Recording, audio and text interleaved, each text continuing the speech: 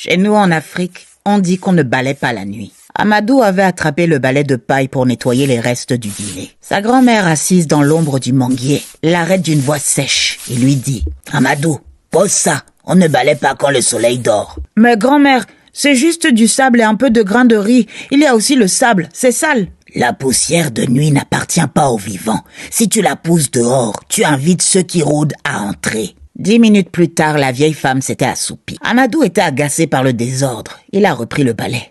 Le bruit de la paille sur le sol cimenté était étrangement fort. Soudain, il s'arrête.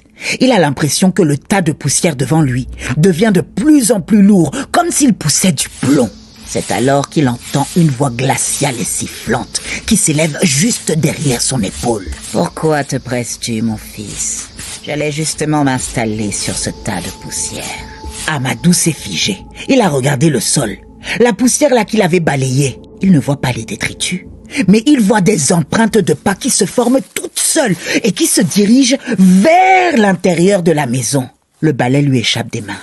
La paille commence à bouger seule, balayant frénétiquement dans la direction inverse de l'extérieur vers son salon. Il veut crier, mais sa bouche est pleine de poussière.